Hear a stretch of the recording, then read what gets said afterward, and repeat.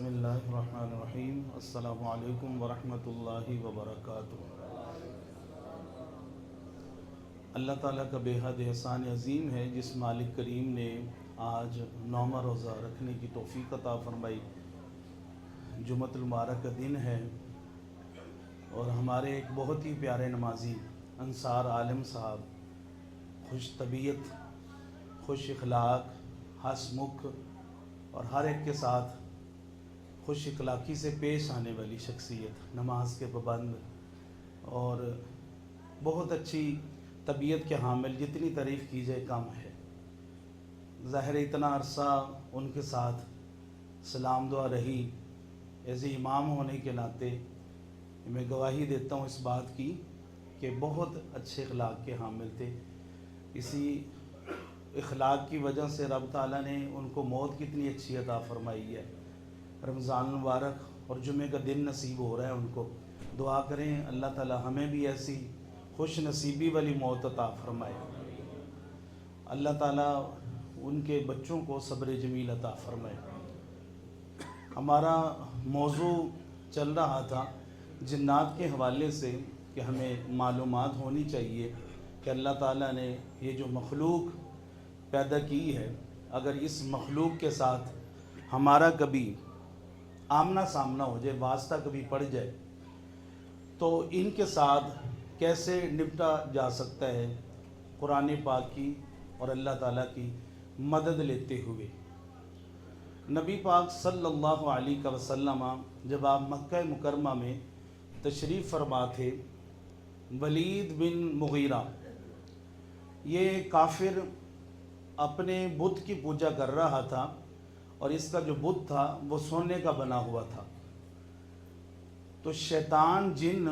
اس کے بت کے اندر آ گیا اور اس نے آ کر آوازیں لگانا شروع کر دی، نبی پاک صلی اللہ علیہ وسلم کی نبوت کو جھٹلانا، توبہ نعوذ باللہ استغفر اللہ کرنا شروع کر دیا اس نے۔ ولید بن مغیرہ جو تھا یہ بڑا خوش ہوا اس بات پہ اور اس نے باہر جا کر لوگوں کو اعلان کرنا شروع کر دیا کہ میرا جو معبود ہے، میرا جو خدا ہے، وہ دیکھو جو بولنے لگ گیا ہے، جو بات ہم کہتے ہیں وہ دیکھو میرا خدا بھی کہنا شروع کر دیا اس نے۔ اور سب لوگوں کو دعوت دینے لگ گیا کہ کل جب میں اس کی پوجا کروں گا تو سارے آ کے سن لینا، بے شک وہ تو بار بار کہہ رہا ہے۔ تو اللہ کی قدرت دیکھیں کہ مکہ میں جتنے بھی کفار تھے سارے اکٹھے ہو گئے اور ولید بن مغیرہ کے گھر اکٹھے ہو گئے سارے۔ اب سارے جب اکٹھے ہو گئے یہ دیکھنے کے لیے کہ وہ بت سے آواز کیسے آتی ہے اور وہ بت جو ہے بول کیسے رہا ہے، کیونکہ کسی کا بت آج تک بولا ہی نہیں تھا، اور تو یہ ان کے لیے واقع تعجب کی بات تھی۔ سارے اکٹھے ہو گئے اور سب نے کہا کہ اب سارے ہم اکٹھے ہو ہی گئے ہیں اور جس کی مخالفت میں بات ہونی ہے ان کو بھی بلا لیتے ہیں۔ سارے کفار نے مل کر نبی پاک صلی اللہ علیہ وسلم کو یوں کہا کہ آپ بھی آ جائیں، سنیں کہ ہمارا معبود کیا کہہ رہا ہے آپ کے بارے میں۔ تو نبی پاک صلی اللہ علیہ وسلم بھی وہاں پر تشریف فرما ہوئے۔ جب آپ بھی وہاں پر گئے تو وہاں پر ایک اور ہی عجب نظارہ ہو گیا کہ وہ کل جو بت یہ کہہ رہا تھا کہ محمد صلی اللہ علیہ وسلم کو نہ مانو، یہ فلاں فلاں جو بھی وہ کہہ رہا تھا، اب آج ایک تعجب عجیب ہو گیا کہ جیسے نبی پاک صلی اللہ علیہ وسلم تشریف فرما ہوئے تو اس بت میں سے آواز آنا شروع ہوگی کہ بے شک محمد رسول اللہ صلی اللہ علیہ وسلم سچے نبی ہیں، تو سارے ان کی اتباع کریں، جو نہیں کرے گا وہ جہنم میں جائے گا۔ اب ولید بن مغیرہ جو تھا اس کو بڑا غصہ آیا، اس نے اٹھ کر اپنے بت کو گرا دیا، وہ بت ٹکڑے ٹکڑے ہو گیا، ریزہ ریزہ ہو گیا، اور جتنے کفار وہاں پر تھے اللہ تعالیٰ نے جن کو ہدایت عطا فرمانی تھی وہ دار اسلام کے اندر داخل ہو گئے اور سارے اپنے اپنے گھروں کو چلے گئے۔ اللہ تعالیٰ نے نبی پاک صلی اللہ علیہ وسلم کو مزید مقام و مرتبہ عطا فرما دیا، لوگوں کے نظروں کے اندر جو نہیں آپ کی شان و شوکت کو اس وقت سمجھ رہے تھے۔ نبی پاک صلی اللہ علیہ وسلم ابھی واپس تشریف لا رہے تھے، راستے میں تھے، تو آپ نے دیکھا کہ گھوڑا سوار، اس نے جناب امامہ باندھا ہوا ہے سبز کلر کا اور گھوڑے پر وہ سوار ہے اور اس کے ہاتھ کے اندر ننگی تلوار ہے اور تلوار کے اوپر خون بھی ابھی رس رہا ہے۔ تو نبی پاک صلی اللہ علیہ وسلم کو اس نے بڑے ادباً سلام عرض کی، تو نبی پاک صلی اللہ علیہ وسلم نے اس سے پوچھا کہ کون ہے تم؟ اب اس کا مطلب ہرگز ہمیں یہ نہیں لینا چاہیے کہ نبی پاک صلی اللہ علیہ وسلم کو پتہ نہیں تھا، کیونکہ آپ جب تک سوال نہ کرتے تو یہ سوال کا جواب ہمارے تک کیسے پہنچتا، یہ بات ہمارے تک کیسے پہنچتی؟ تو نبی پاک صلی اللہ علیہ وسلم نے اس سے پوچھا کہ کون ہے تم؟ تو وہ کہنے لگا یا رسول اللہ صلی اللہ علیہ وسلم، میں آپ کا غلام ہوں، جن ہوں، میں آپ کا غلام ہوں، جن ہوں۔ کل میرے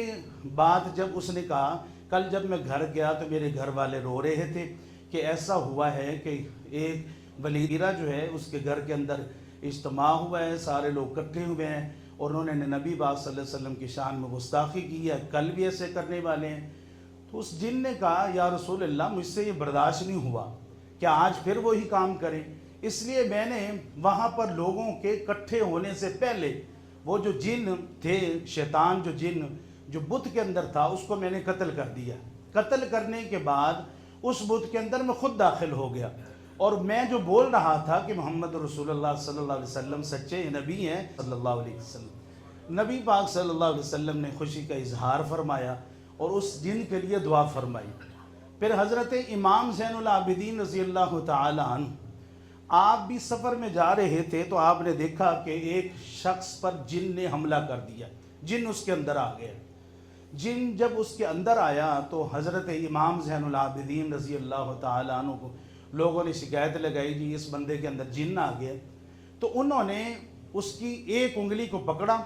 اور پکڑ کر ایک آیت مبارکہ کل جا ایھا الکافرون کل جا ایھا الکافرون کل جا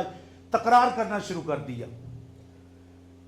کہ اے، اس کا ترجمہ کیا ہے؟ اے نبی آپ فرما دیجئے کافروں کو، بس اتنا، یہ تک آپ فرما دیجئے کافروں کو۔ یہ الفاظ تھا قرآن پاک کا، کوئی سا بھی الفاظ ہو جنات کے لیے جو استعمال کیا جائے، آپ اگر کوئی قرآن کا الفاظ نہیں آتا، اللہ اکبر پڑھنا شروع کر دیں، سبحان اللہ پڑھنا شروع کر دیں، استغفر اللہ پڑھنا شروع کر دیں، جنات کے مقابلے کے اندر